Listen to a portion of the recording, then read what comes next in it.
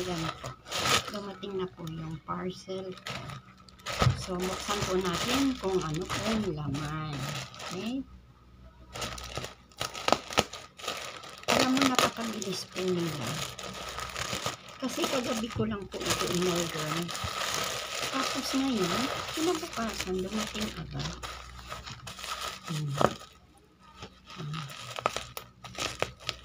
Galing, no? Ang bilis nila ngayong mag-deliver.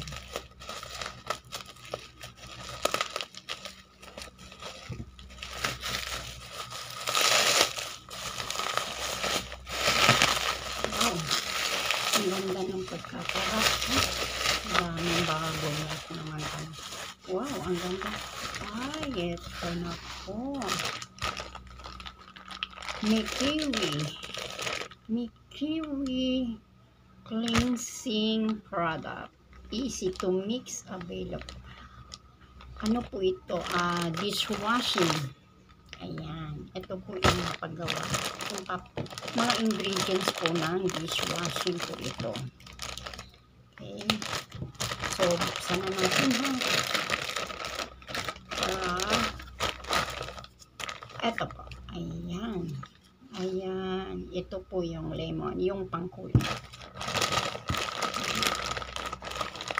Ito pa ang surfactant. Okay? Ayan. Ito po yung thickener. Okay? So, ito naman po yung bubble buster. Okay? So, yan lang po. Apat na klase. Apat na ingredients lang po.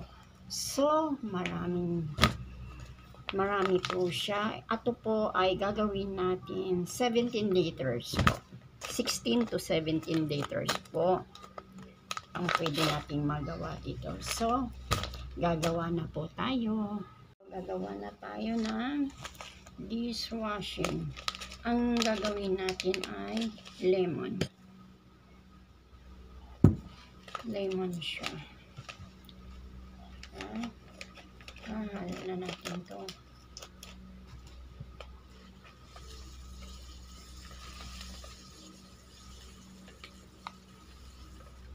Ito yung bubble wrap.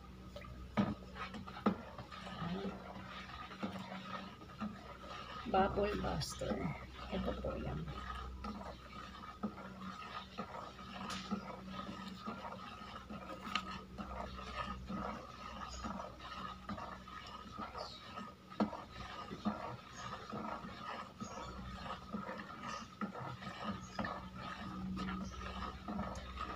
And then,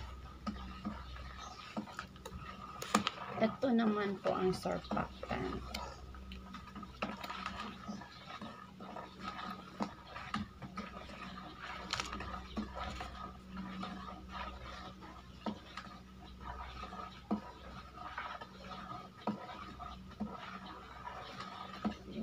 Ito. Isusunod natin itong surfactant.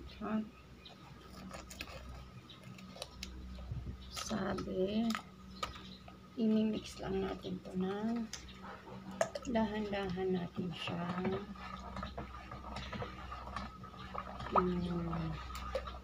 Dahan-dahan natin ilagay.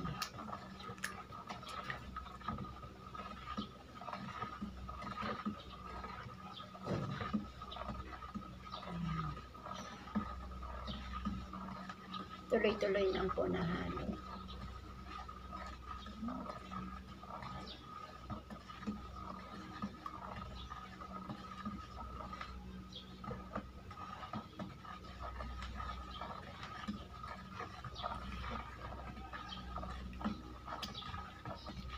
Halo-haluin lang po natin siya hanggang sa ma-dissolve. Dahan-dahan lang. Continuous lang po na halo. Huwag magsama, huwag maghalo. Para maging perfect yung gawa. Siya nga pala, maraming salamat sa Mikini Kasi product po ito ng Mikiwi. Itong gagawin natin na dishwashing Mikiwi, kaya suportahan po natin ang product ng Mikiwi. Okay. Ito po yung sample product nila na binigay sa akin. So ito po ginagawa ko na ngayon.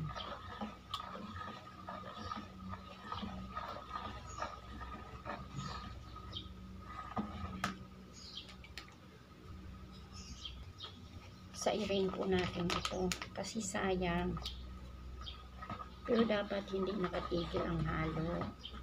Kaya lang ako lang po mag-isa, so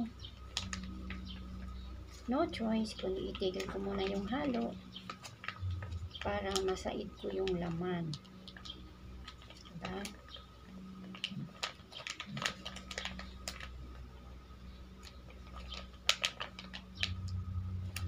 Actually guys, maganda to magkaroon ka ng refilling station ng dishwashing. Yun po ang aking balak sa ngayon po talaga. Maganda ito, refilling station, kasi lahat po tayo gumagamit ng dishwashing. Syempre hinuhugasan naman natin lahat ng ating mga gamit sa kusina, diba? So kaya mabili po ito kasi lahat tayo gumagamit nito. Ayan, ubos na yun guys. Ayan, haluin lang natin ang haluin, ha. Huwag magsawang hahaluin. Pagkatapos nating haluin to, tigilan muna natin to about mga 10 minutes. Itigil natin. Ayan. Hello.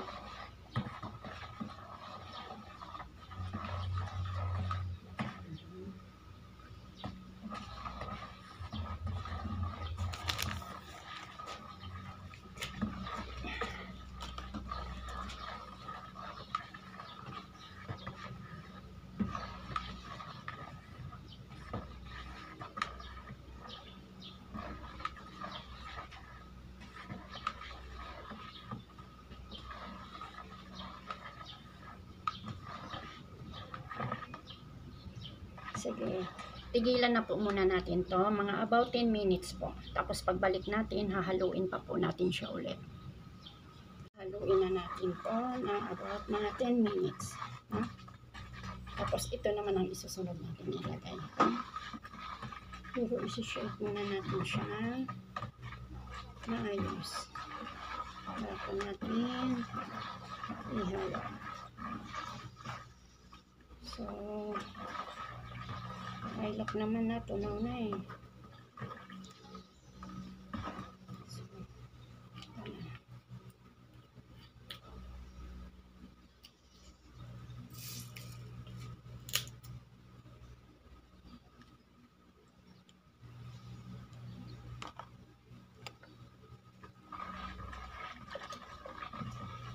lemon scent po siya. Lemon po ito.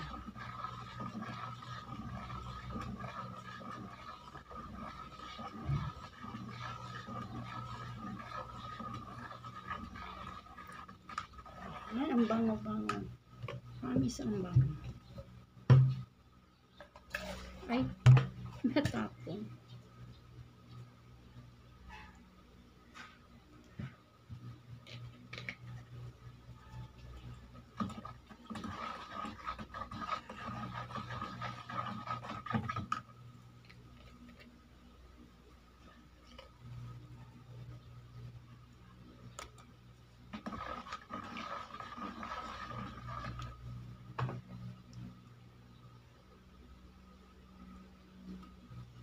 Sayang, kaya kailangan masaid, diba?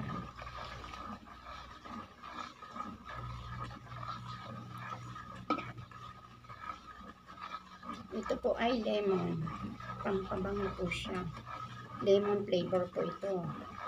Ang gagawin natin dishwashing.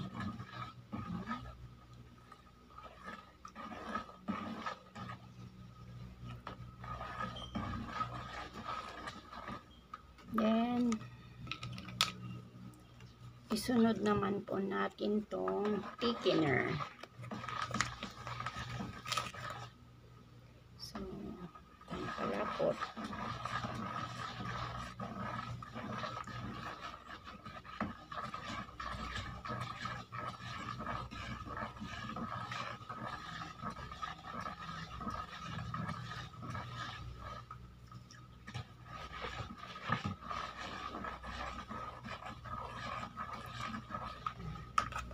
Okay, ihalo na natin ito ha.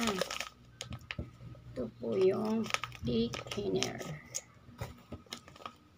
Pangkalapot. Okay.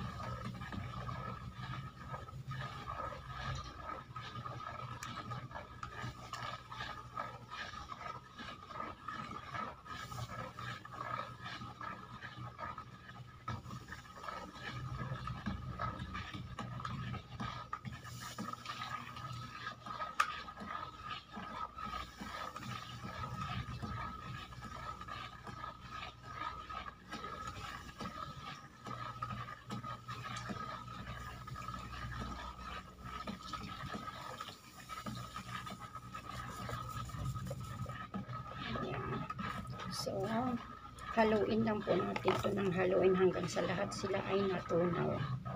Hanggang sa lumapot po ng husto.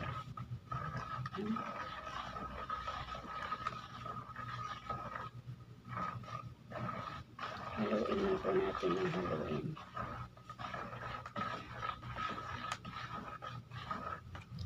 So, after po, pagkatapos po natin to halong-halo na, so iiwanan po natin ito for 24 hours. After ng 24 hours, pwede na po natin siyang ilipat sa mga bote. Pwede natin ibenta. So, maraming salamat sa Mikiwi na nagbigay sa akin ng sample product ng dishwashing. So, maraming salamat sa inyo at salamat sa panonood. Please support Mikiwi product. Okay? Thank you.